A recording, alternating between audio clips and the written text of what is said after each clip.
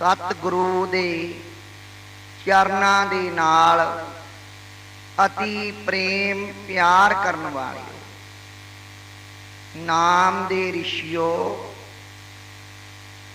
आप सारी गुरसंगत गुरु दी जन्म दिवस ते इकत्तर होई हो।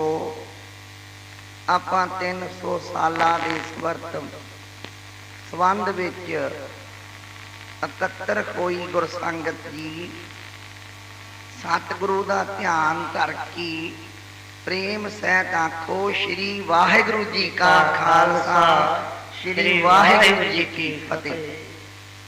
गुरु रूप गुरु प्यारी गुरसंगत जी, आप जी दे बहुत पावन पवित्र आत्मिक कर्म है जिहड़ा ऐस भयानक घोर अंध कलयुग दे विच सतगुरु दी याद अंदर बैठी हो। बड़े बड़े नसीब वाला ही बह सकता है। बिना भागा तो सत संगत नहीं मिलती, बिना भागा तो सेवा सिमरन नहीं प्राप्त होंदा। प्रेम नाल आपां हिरदे विचों श्री गुरु ग्रंथ साहिब महाराज दा प्रवचन सुनियो। श्री गुरु ग्रंथ साहिब महाराज दा दर्शन करन सहित जग्यासू दे गुरमुखो करोड़ा ही जन्मां दी कर्म बेवाक हो जाती है। श्री गुरु ग्रंथ साहिब महाराज दी प्रवचन हिरदी दे विचों सुनने सहित पुरुष जग्यासू हे प्यारिओ, परमात्मा नूं प्रेम करन वालिओ, मरण यमन दे लेखी दोहां चों बेवाक हो जाता है। एक समय श्री गुरु पंचम पातशाह श्री गुरु अर्जन देव महाराज दो जहान दे वाली कोट ब्रह्मंड दे ठाकर अलाही जोत कुदरत करिश्मा सतगुरु अकाल पुरख महाराज एक समय विराजमान सन। उन्हां दे लखारी भाई गुरदास भी विराजमान सी, क्योंकि श्री गुरु ग्रंथ साहिब पवित्र आत्मा नूं परमार्थ दे रस्ते ते ले जाण वाली ते लखारी भाई गुरदास होए। पंजवें पातशाह दे आशीर्वाद नाल लिखत रूप विच लिआंदा सतगुरु दे बचन प्यारिओ है। एक समय गुरु पंचम पातशाह दे लखारी प्रधान भाई गुरदास पुछदे हैं भी महाराज जिहड़ी ये जग्यासू है इहदी की आरजू है? वो कहंदे प्यारी गुरमुखा भगवान कहन लगी भी जिहड़ा पुरुष है इहदी आरजू थोड़े समय दी है, ये मिथ्या होया है, इनू श्वास भी मिथी दिती हुई है, इहदा दिन भी मिथ्या होया है, ਇਹਦੀ ਘੜੀ ਲਿਖਤ ਰੂਪ ਵਿੱਚ ਲਿਖੀ ਹੋਈ ਹੈ। ਤੇ ਭਾਈ ਗੁਰਦਾਸ ਜੀ ਕਹਿੰਦੀ ਸਤਿਗੁਰੂ ਚਲੋ ਚਲੇ ਤਾਂ ਸਭ ਨੇ ਜਾਣਾ ਹੈ, ਲੇਕਿਨ ਇਹਨੂੰ ਇਹੋ ਜਿਹਾ ਕਿਹੜਾ ਕਰਮ ਕਰਨਾ ਚਾਹੀਦਾ ਹੈ ਜਿਸ ਕਰਨੇ ਨਾਲ ਇਹਨੂੰ ਕੋਈ ਦੁੱਖ ਵਿਆਕੁਲ ਨਾ ਹੋਈ। ਉਹ ਕਹਿੰਦੇ ਮਹਾਰਾਜ ਜੀ ਫਰਮਾਉਂਦੇ, ਭਗਵਾਨ ਕਹਿੰਦੀ ਹੇ ਪੁਰਸ਼ ਜਗਿਆਸੂ ਤੈਨੂੰ ਇਹੋ ਜਿਹਾ ਕਰਮ ਕਰਨਾ ਚਾਹੀਦਾ ਹੈ, ਕਿਸੇ ਪੁਰਸ਼ ਦਾ ਹਿਰਦਾ ਦਿਖਾਉਣਾ ਨਹੀਂ ਚਾਹੀਦਾ, ਕਿਸੇ ਪੁਰਸ਼ ਦੀ ਜਾਣੀ ਪਾਪ ਕਰਮ ਚਿਤਵਣੀ ਨਹੀਂ ਚਾਹੀਦੀ। ਆਪਣੇ ਔਗਣ ਗੁਨਾਹਾਂ ਦਾ ਹਮੇਸ਼ਾ ਡਰ ਆਪਣੇ ਹਿਰਦੇ 'ਚ ਵਸਾਉਣਾ ਚਾਹੀਦਾ ਹੈ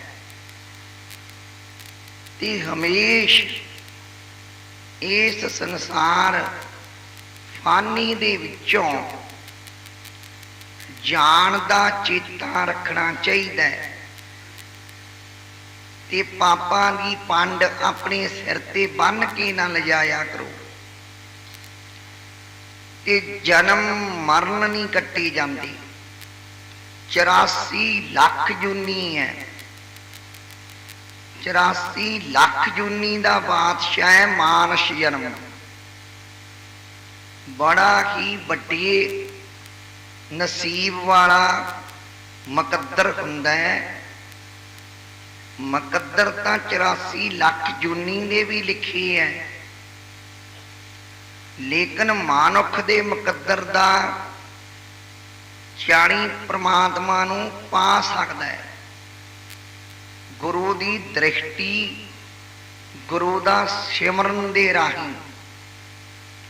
ਭਾਈ ਗੁਰਦਾਸ ਜੀ ਲਿਖਦੀ ਹੈ, ਗੁਰੂ ਪੰਜਵੇਂ ਪਾਤਸ਼ਾਹ ਪਹਿਲੋਂ ਸਮਝਾਉਂਦੀ ਹੈ ਤੇ ਆਪਾਂ ਪਹਿਲੋਂ ਸ਼ਬਦ ਸਰਵਣ ਕਰੀਏ ਕਿ ਗੁਰੂ ਪੰਚਮ ਪਾਤਸ਼ਾਹ ਅਲਾਹੀ ਫਰਮਾਨ ਅਕਾਲ ਪੁਰਖ ਦਾ ਦੇ ਰਹੇ ਹੈ ਵੀ ਹੇ ਪ੍ਰਾਣੀ, ਹੇ ਗੁਰਮੁਖੋ, ਜਿਹੜੇ ਪੁਰਸ਼ ਈਰਖਾਵਾਦੀ ਹੈ, ਦਵੈਸ਼ਵਾਦੀ ਹੈ, ਕੌਮਾਂ ਮਜ਼ਹਬਾਂ ਦੇ ਝਗੜੇ ਪਾਈ ਜਾਂਦੇ ਹੈ, ਉਹਨਾਂ ਨੂੰ ਹਦਾਇਤ ਦਿੱਤੀ ਹੈ ਵੀ ਅਕਾਲ ਪੁਰਖ ਏਕ ਹੈ।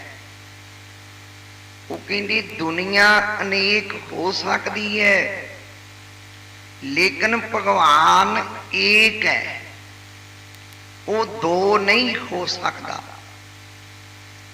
ਇਸ ਕਰਕੇ ਆਪਾਂ ਉਹਨਾਂ ਦੀ ਸੰਤਾਨ ਵੀ ਏਕ ਹੈ। ਕਿਸ ਵਿਧੀ ਨਾਲ ਵੀ ਪ੍ਰਭੂ ਨੂੰ ਧਿਆਲੋ, ਮਨ ਦੀ ਸ਼ੁੱਧੀ ਹੋਣੀ ਪਿਆਰਿਓ ਸਭ ਤੋਂ ਜ਼ਰੂਰੀ ਹੈ। ਜੇ ਮਨ ਦੀ ਸ਼ੁੱਧੀ ਨਹੀਂ, ਫਿਰ ਪ੍ਰਮਾਤਮਾ ਵੀ ਤੇਰੇ ਹਿਰਦੇ 'ਚ ਨਹੀਂ ਹੋ ਸਕਦੀ। ਸੁਣੋ ਪ੍ਰੇਮ ਨਾਲ, ਪਹਿਲੋਂ ਆਪਾਂ ਅਕਾਲ ਪੁਰਖ ਬਾਰੇ ਪੰਚਮ ਪਾਤਸ਼ਾਹ ਕੀ ਫਰਮਾਉਂਦੀ ਹੈ। ਜਿਨ ਬਾਣੀ ਸਿਓ ਚਿਤ ਲਾਇਆ, ਸੇ ਜਨ ਨਿਰਮਲ ਪ੍ਰਵਾਣ। ਨਾਨਕ ਨਾਮ ਤਿਨਾ ਕਦੇ ਨ ਵਿਸਰੇ, ਸੇ ਦਰ ਸੱਚੇ ਜਾਣ। ਇਕ ਓੰਕਾਰ ਸਤਿਗੁਰ ਪ੍ਰਸਾਦਿ।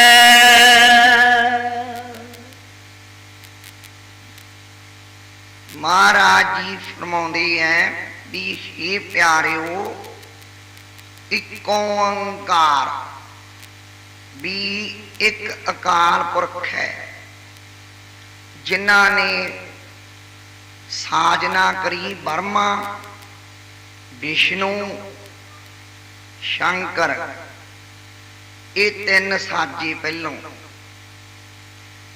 ਸਰੀਰ ਤੇ ਆਤਮਾ ਵਿਸ਼ਨੂੰ ਭਗਵਾਨ ਦਿੰਦੀ ਹੈ, ਬਰਮਾ ਦਿੰਦੇ ਹੈ ਸਰੀਰ, ਆਤਮਾ ਤੇ ਪਾਲਣ ਪੋਸ਼ਣ ਭਗਵਾਨ ਵਿਸ਼ਨੂੰ ਕਰਦੀ ਹੈ।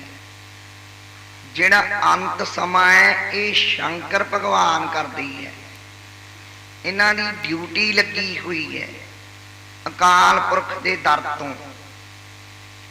ਪਰ ਪਿਆਰਿਓ, ਆਪਣੀ ਵੀ ਡਿਊਟੀ ਲੱਗੀ ਹੋਈ ਹੈ ਵੀ ਆਪਾਂ ਸਭ ਧਰਮਾਂ ਦਾ ਸਤਿਕਾਰ ਕਰੋ ਤੇ ਇੱਕ ਪ੍ਰਮਾਤਮਾ ਨੂੰ ਆਪਾਂ ਕਿਸੇ ਵੰਡੀ ਦੇ ਰੂਪ ਵਿੱਚ ਨਾ ਵੰਡੋ।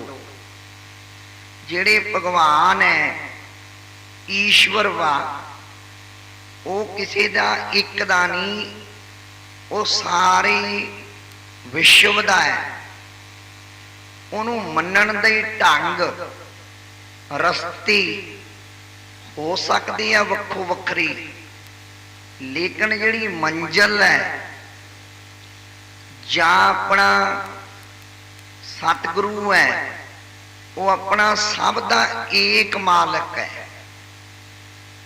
ਇਸ ਕਰਕੇ ਆਪਾਂ ਨੂੰ ਗੁਰੂ ਗ੍ਰੰਥ ਸਾਹਿਬ ਵਿੱਚ ਦੱਸਿਆ ਹੈ ਵੀ ਹੇ ਪੁਰਸ਼, ਜਿਹੜੇ ਸਤਿਗੁਰੂ ਵਾਹਿਗੁਰੂ ਹੈ ਉਹ ਇੱਕ ਨੇ। ਇੱਕ ਓੰਕਾਰ ਸਤਿਗੁਰ ਵੀ ਇਹ ਸੱਤ ਹੈ। ਗੁਰ ਵੀ ਗੁਰੂ ਦਾ ਮਾਰਗ ਪਿਆਰਿਓ ਸੱਤ ਹੈ। ਜਿਸ ਪੁਰਸ਼ ਦੀ ਹਿਰਦੇ 'ਚ ਗੁਰੂ ਦਾ ਮਾਰਗ ਨਹੀਂ ਵਸਿਆ, ਗੁਰੂ ਦੇ ਬਚਨ ਨਹੀਂ ਵਸੀ, ਉਸ ਪੁਰਸ਼ ਦੀ ਆਤਮਾ ਪ੍ਰਮਾਤਮਾ ਦੇ ਰਸਤੇ ਤੇ ਚੱਲ ਨਹੀਂ ਸਕਦੀ। ਸਤਿਗੁਰ ਪ੍ਰਸ਼ਾਦ, ਇਹ ਸਤਿਗੁਰੂ ਦਾ ਪ੍ਰਸ਼ਾਦ ਹੈ, ਨਜ਼ਰ ਦੌਲਤ ਦਾ ਪ੍ਰਸ਼ਾਦ ਹੈ, ਨਾਮ ਰੂਪੀ ਗਿਆਨ ਦਾ ਪ੍ਰਸ਼ਾਦ ਹੈ। ਜਿਸ ਪੁਰਸ਼ ਨੂੰ ਇਸ ਮੰਜ਼ਿਲ ਦੀ ਸਮਝ ਨਾ ਲੱਗੀ ਵੀ ਈਸ਼ਵਰ ਤਾਂ ਇੱਕ ਹੈ, ਤੇ ਉਸ ਪੁਰਸ਼ ਨੂੰ ਸਮਝੋ ਹਜੇ ਪ੍ਰਮਾਤਮਾ ਬਾਰੇ ਕੋਈ ਇਲਮ, ਕੋਈ ਪ੍ਰਮਾਤਮਾ ਬਾਰੇ ਗਿਆਨ, ਕੋਈ ਪਿਆਰ ਉਹਦੇ ਹਿਰਦੇ 'ਚ ਹੈ ਹੀ ਨਹੀਂ। ਉਸ ਪੁਰਸ਼ ਦੇ ਹਿਰਦੇ ਭੈ ਭੀਪਤ ਰਹਿੰਦੇ ਨੇ ਜਿਨ੍ਹਾਂ ਦੀ ਗੁਰੂ ਦੀ ਪ੍ਰਸ਼ਾਦ ਦੀ ਦ੍ਰਿਸ਼ਟੀ ਹੈ। ਜਿਹੜੇ ਪ੍ਰਮਾਤਮਾ ਨੂੰ ਮੰਨਦੇ ਹੈ ਉਹ ਇੱਕ ਜਾਣ ਕੇ ਮੰਨਦੀ ਹੈ। ਸਰਬ ਕਲਾ ਭਰਪੂਰ ਆਤਮ ਗਿਆਨ ਦੇ ਮਾਲਕ, ਗੱਦੀ ਤੇ ਬਿਰਾਜਮਾਨ ਸ਼੍ਰੀ ਗੁਰੂ ਗ੍ਰੰਥ ਸਾਹਿਬ, ਜਿਨ੍ਹਾਂ ਦੇ ਜਨਮ ਦਿਵਸ ਨੂੰ ਮੁੱਖ ਰੱਖਦੀ ਹੋਈ ਆਪਾਂ 300 ਸਾਲਾ ਦਿਵਸ ਨੂੰ ਅੱਜ ਸਤਸੰਗਤ ਕਰ ਰਹੇ ਹਾਂ। ਸੋ ਪਿਆਰਿਓ, ਇਹ ਸਰਬ ਕਲਾ ਭਰਪੂਰ ਨੇ, ਅਕਾਲ ਪੁਰਖ ਨੇ, ਸਭ ਦੇ ਦਾਤੀ ਹੈ, ਸਰਬ ਸਾਂਝੀ ਬਾਣੀ ਹੈ। ਜੋ ਇਹਨਾਂ ਦੀ ਸ਼ਰਨ ਆਉਂਦਾ ਹੈ, ਸਤਿਗੁਰੂ ਉਹਦੀ ਜਾਤ ਪਾਤ ਮਜ਼ਹਬ ਕੁਛ ਨਹੀਂ ਦੇਖਦੀ, ਉਹਨੂੰ ਪ੍ਰਸ਼ਾਦ ਦੇ ਕੇ ਗਿਆਨ ਦੇ ਸਮੁੰਦਰ 'ਚ ਲੈ ਜਾਂਦੀ ਹੈ। ਆਓ ਪ੍ਰੇਮ ਨਾਲ ਸਰਵਣ ਕਰੀਏ ਕਿ ਪਾਤਸ਼ਾਹ ਸਮਝਾਉਂਦੀ ਪਿਆਰਿਓ ਆਪਾਂ ਨੂੰ ਕੀ ਕਹਿ ਰੱਖੀ ਹਨ। ਆਸਾ ਕਰ ਦਸਵਾਂ ਮਹਲਾ ਪੰਜਵਾਂ, ਜਿਸਨੋ ਤੂੰ ਆਸਰ ਕਰ ਮਾਨੇ, ਤੇ ਪਾਹਣ ਦੋਦਾ ਪੁੱਤਰ ਕਲਤਰ ਗ੍ਰਹਿ ਸਗਲ ਸਮਗਰੀ, ਸਭ ਮਿਥਿਆ ਅਸਨਾ। ਜਿਸ ਅਰਥ ਹੈ ਵੀ ਜਿਸ ਨੂੰ सच्चे पातशाह तेरिया ज्ञान होवी, मत बुद्ध दिती होवी, ओही पुरुष मौत नूं चेते रखदा है। श्री गुरु ग्रंथ साहब जी फरमाउंदे है, जिस नूं तू अस्तर करी कर माने फेर दस्या ते पाहन दो दाहा।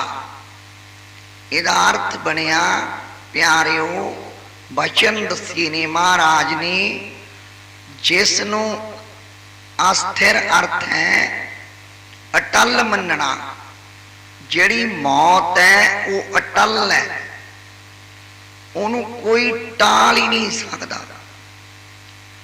जिहड़ी मौत है इन्हें आना है। लेकिन एक बचन मैं तुहानू सारी गुरसंगत नूं कहूं, जिहड़े महाराज दे प्यारे है वो मौत नूं भी टाल दिंदी है। जे चाहण वो सब कुछ कर सकती है, जे रजा विच रहन फिर कुछ भी नहीं कर सकती। सो महाराज की प्यारी मौत जिवें नामदेव जी ने गऊ जौंदी करती सी, भगत नामदेव जी जे गऊ जौंदी कर सकती है ते भगत बंदा नहीं जिउंदा कर सकती।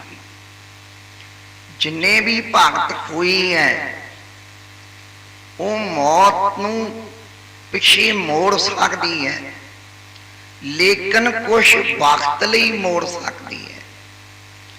निश्चित यही है कि एक रोज मौत जरूर आऊगी, चाहे वो फकीर है, चाहे वो अमीर है, चाहे वो पकंबर है। कुछ भी दुनिया ते भेजिया अकाल पुरख ने, ओदी मौत मनियाद निश्चित है। इत्थों तक कि धरती की भी निश्चित रखी हुई है। जिहड़ी ये धरती है इहदी भी निश्चित है। जदों परलों आउंदी है इहनूं गर्क कर दईदा, फिर नवें सिरों रची जाती है। जदों युग पलटदे हैं भी निश्चित है, इहदी भी लिखी पई आरजू। कलयुग ने इन्ना समा जीना है, सतयुग ने इन्ना समा रहना, द्वापर ने इन्ना, त्रेते ने इन्ना। ये सारा निश्चित करया होया महाराज ने। ये भगवान दे प्यारे हो निश्चित चीज़ां ने, ये वस्तु निश्चित है। इस करके पंचम पातशाह कहंदी ये प्यारे हो, जिहड़ी मौत है इनू चेते रखो, डर रखो परमात्मा दा, किसी दा माड़ा ना करो ते भला करो ते चंगे काम करो, जिहड़ी मौत भी सत्कार रूप हो जाए। फिर स्वामी जी दसदे है, ते पाहन दो दाहा। ये तां कहंदी संसार आ जिहड़ा ये आउणा ते जाना दो पहलू है। ते दो दिन का प्राहुणा है, आ गया ते चले गया, दो रस्ते हो गए। जादे संसार ते आउंदा है उदों भी कुछ नहीं लियाउंदा स्वाए भगवान दे कर्मां तो। ओही अपने खांदा है, ओही हटाउंदा है, ओही पाउंदा है। जादे दुनिया छड्डदा है उदों भी कर्मानुसार छड्डदा है। बिना कर्मां तो मौत नहीं आउंदी, बिना कर्मां तो संसार चों शरीर नहीं जांदा, ना बिना भागां तो ओदी आत्मा निकलदी है। ओदी तकदीर लिखी पई है मालिक दी।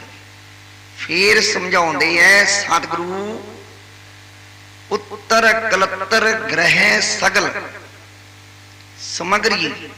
समगरी मैंने साजना, जिहड़ा पुत्र है ਇਹ ਵਾਹਿਗੁਰੂ ਦੀ ਦੇਣ ਹੈ, ਲੇਕਿਨ ਬਹੁਤ ਪਿਆਰੀ ਲੱਗਦੀ ਹੈ। ਦੁਨਿਆਵੀ ਵਿੱਚ ਪੁੱਤਰ ਜਾਨ ਤੋਂ ਵੀ ਪਿਆਰਾ ਲੱਗਦਾ ਹੈ, ਲੇਕਿਨ ਪਿਆਰਿਓ ਮਾਲਕ ਜੀ ਫਰਮਾਉਂਦੀ ਹੈ ਜਿਹੜਾ ਪੁੱਤਰ ਹੈ, ਫੇਰ ਦੱਸਿਆ ਹੈ ਕਲੱਤਰ ਵੀ ਜਿਹੜਾ ਪਤਨੀ ਨੇ ਜਣਿਆ ਹੈ ਪੁੱਤਰ ਨੂੰ, ਇਹ ਪਿਆਰਿਓ ਪੁੱਤਰ ਦੀ ਵੀ ਭਗਵਾਨ ਦੇ ਹੱਥ ਡੋਰੀ ਹੈ। ਫਿਰ ਸਵਾਮੀ ਜੀ ਨੇ ਦੱਸਿਆ ਹੈ ਗ੍ਰਹਿ ਵੀ ਜਿਹੜਾ ਤੇਰੇ ਘਰ ਚ ਆਇਆ, ਸਗਲ ਸਮਗਰੀ ਸਭ ਪਦਾਰਥ ਮਾਤਾ ਤੂੰ ਜਨਮ ਦੇਣ ਵਾਲੀ ਹੈ, ਤਕਦੀਰ ਦੇਣ ਵਾਲਾ ਤਾਂ ਭਗਵਾਨ ਹੁੰਦੀ ਹੈ। ਉਹ ਤਕਦੀਰ ਲਿਖਦਾ ਹੈ, ਉਹੀ ਤਕਦੀਰ ਮੇਟਦਾ ਹੈ, ਉਹੀ ਅੰਜਲ ਦਿੰਦਾ ਹੈ। ਸਤਿਗੁਰੂ ਜੀ ਸਭ ਕੁਝ ਬਖਸ਼ਿਸ਼ ਕਰਦੀ ਹੈ। ਫਿਰ ਸਵਾਮੀ ਜੀ ਨੇ ਸਮਝਾਇਆ ਹੈ ਸਭ ਮਿਥਿਆ ਅਸਨਾਹਾ, ਅਸਨਾਹਾ ਮੈਨੇ ਪ੍ਰੇਮ, ਮਾਮਾ ਦੇ ਪੁੱਤਰਾਂ ਨਾਲ ਪ੍ਰੇਮ ਬਹੁਤ ਹੈ, ਲੇਕਿਨ ਇਹ ਪ੍ਰੇਮ ਵੀ ਮਿਥੀ ਹੋਈ ਹੈ। ਜਿਸ ਵਕਤ ਇਹ ਡੋਰੀ ਟੁੱਟਦੀ ਹੈ, ਹੌਲੀ ਹੌਲੀ ਪ੍ਰੇਮ ਵੀ ਟੁੱਟ ਜਾਂਦਾ ਹੈ।